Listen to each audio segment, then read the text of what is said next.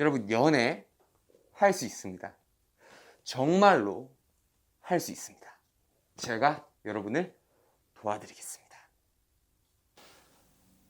안녕하세요. 여러분의 연애를 책임지는 저는 남녀소통 코치이자 연애언어연구소의 주인장입니다. 오늘은 많은 분들이 굉장히 당황을 하면서도 그 이유를 알지 못해서 굉장히 답답해하는 주제에 관해서 한번 얘기를 해볼 건데요. 어떤 거냐면요. 연락을 하다가 갑자기 상대방이 연락을 끊어버린다던가 아니면 그 전날까지는 뭐 혹시나 자기 전까지는 굉장히 달달하던 그 사람의 분위기가 오늘 자고 일어나니까 답장도 느려지고 나에 대한 태도도 예전 같지 않고 어제 같지 않고 식어버리는 그런 현상을 겪어보신 분들이 꽤 많을 거예요. 사실 이런 현상을 본인들은 왜 그런 건지 모르겠다고 생각을 하고 상대방이 자기를 뭐 어장관리를 한 거다 이런 식으로 생각을 하면서도 또 한편으로는 그렇게 편하게 생각을 하려고 하지만 잘 이해가 안 가서 좀 답답해하는 여성분들 또 남성분들이 많으신데 여러분이 썸을 타는 과정을 사실 하나하나 분석을 해보고 우리가 다시 한번 천천히 훑어보면 그 사람이 여러분에 대한 감정이 식어버리는 것이 어떻게 보면 당연하기도 합니다. 자, 분명 나한테 호감도 있어 보이고 심지어 좋아한다라는 뭐 고백까지 하는 그런 비슷한 말도 했고 그랬던 나한테 열렬히 나한테 사랑하는 것처럼 굴었던 이성이 왜 대체 왜 한순간에 다른 사람처럼 변해버린 걸까? 왜 대체 나한테 감정이 식어버린 걸까요? 자, 이 무릎의 답은 바로 욕구 충족에 있습니다. 이게 무슨 말이냐면 상대방이 본인으로부터 바란 목적을 이미 충족했다라는 것을 의미합니다. 대체적으로 이렇게 변해버리는 케이스가 제가 단연간 들어온 이 상담의 이 데이터베이스를 조금 분석을 해보면요. 남자분들이 변한 경우도 많지만 그에 비해서 여자분들의 감정이 식어버리는 경우가 훨씬 많았습니다. 제 생각으론 이건 남녀 간의 본능적인 욕구 충족 프로그램이 좀 달라서 남자보다 여자들이 더 감정이 식어버리는 경우가 많다라고 생각을 하는데 반대로 좀 민망한 얘기긴 하지만 이 잠자리 이후에 태도가 달라지는 케이스는 남자가 더 월등히 많은 수치를 가지고 기록을 하고 있습니다. 여성들은 신체적인 욕구 충족도 중요하지만 정신적인 욕구 충족에 좀 중점을 많이 두시는 반면에 진화 심리학적으로 남성은 신체적인 욕구 충족에 중점을 전제하게 됩니다. 이건 사실은 심리학 중에서도 진화 심리학적인 가설인데 자세한 얘기는 제가 다음에 한번 설명을 해드리고요. 본론으로 돌아와서 이 사람은 자기가 원하는 목적이 무언가 충족이 되잖아요. 그러면 더 이상 그 목적을 얻기 위해서 전과 같은 노력을 하려고 하지 않습니다. 이걸 가장 이해하기 쉽게 보여주는 예시로서 대표적으로 이 유산을 상속받는 게 있어요.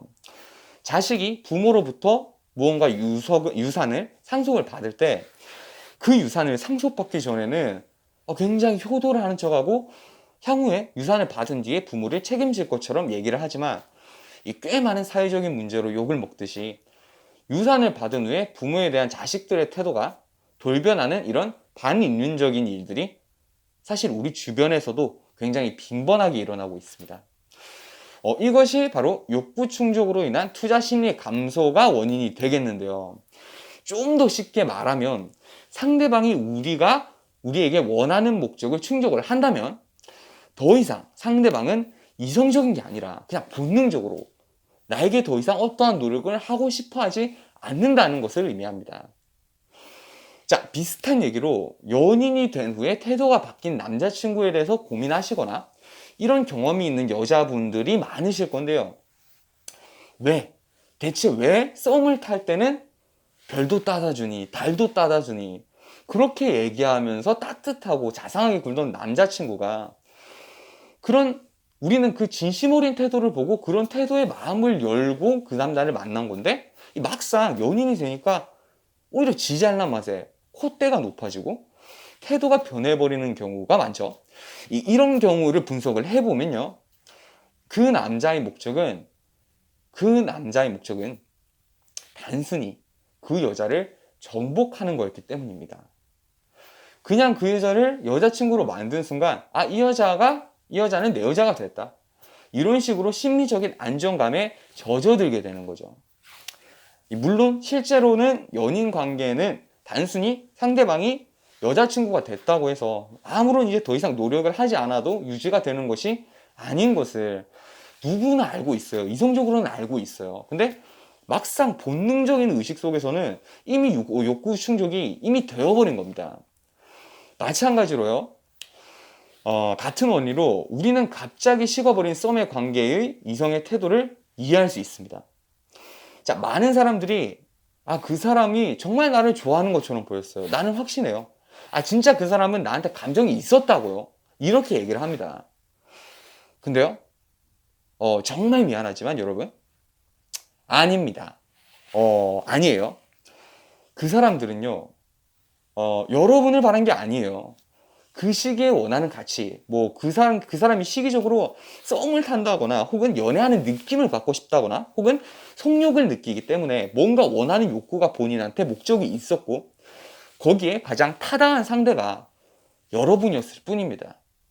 이 세상의 모든 관계가 굉장히 건강하고 아름다우면 너무 좋겠지만 안타깝게도 인간관계에서 항상 정직하고 깨끗한 관계만 있는 것은 아니기 때문에 냉정하게 얘기하면 그 사람은 여러분을 원하는 게 아니에요. 자, 하지만 여러분, 여기서 우리가 실망할 건 아닙니다.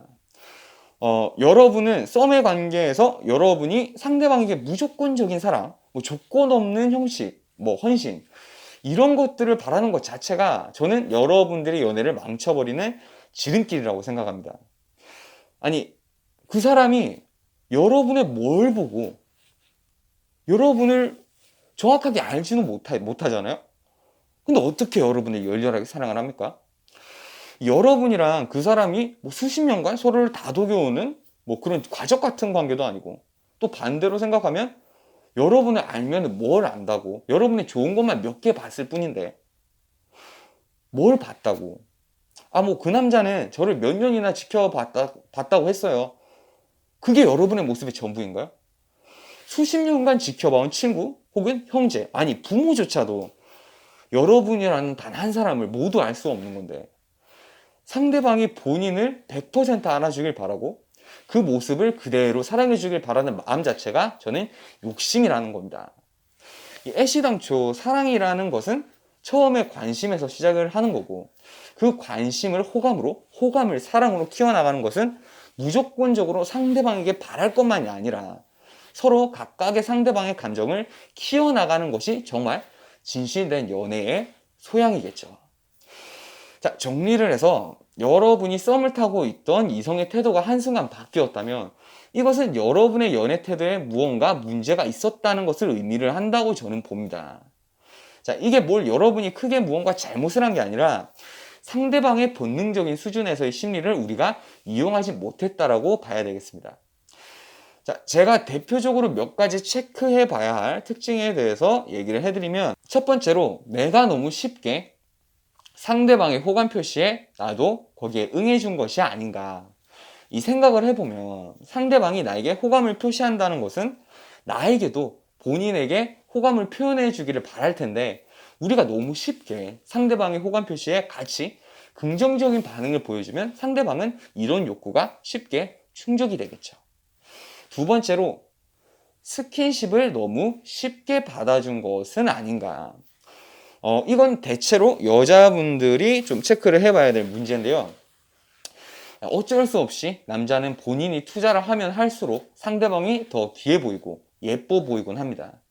반면에 너무 쉽게 그 여자를 정복을 했다라고 생각을 하면 이 정복감이 취해서 태도가 변해버리는 거죠. 자, 이 상황도 마찬가지로 욕구가 충족되어 버린 경우가 되겠습니다. 자, 세 번째로 이건 정반대의 경우인데요. 오히려 너무 상대방의 욕구를 충족을 시켜주지 못한 것이 아닌가. 자, 이건 새로운 관점입니다. 자, 위에서 제가 말씀드린 것은 욕구가 너무 쉽게 충족이 되어버리면 상대방이 더 이상 나에게 투자를 하지 않는다라고 말씀을 드렸죠.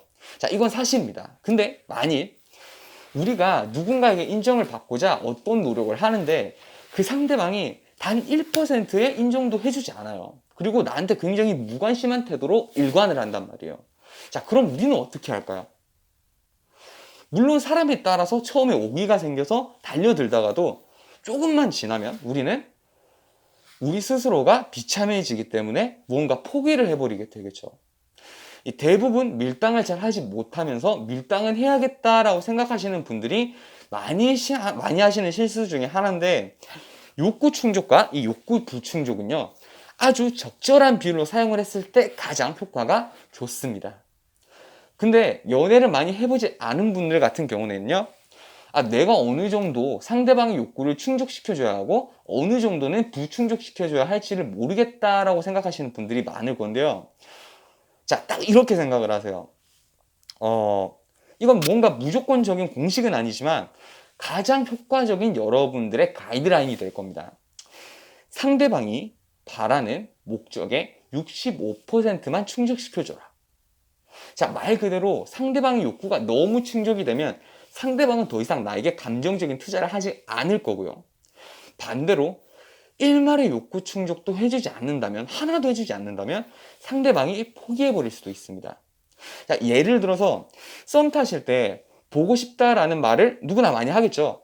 그때 분위기가 달달하고 이 상황이 좋으니까 엄청 오글거리는 말로 상대방의 이 보고 싶다라는 말에 대꾸하시는 분들이 많으실 거예요. 뭐 장난하냐, 내가 더 보고 싶다, 항상 손에 뭐 깍지를 끼고 데리고 다니고 싶다, 주머니에 쏙 넣어 다니고 싶다, 뭐 다 좋아요. 다 좋은데요, 제 생각에 가장 효과적인 방법은 뭐냐면요, 이 상대방의 욕구에 65%만 충족을 해주는 겁니다. 뭐 상대방이 나한테 보고 싶다라고 얘기할 때 네가 그러니까 되게 좋네, 얼른 보자, 나도 너랑 얘기 더 많이 해보고 싶어, 뭐 이 정도로 대처하는 것이 가장 효과적이라고 저는 생각을 합니다. 자, 보세요. 적절하게 상대방이 보고 싶다라는 욕구를 충족을 시켜줬지만, 이 말에 대한 반응을 충족시켜줬지만 아예 완벽하게 욕구를 충족시켜준 것은 아닙니다.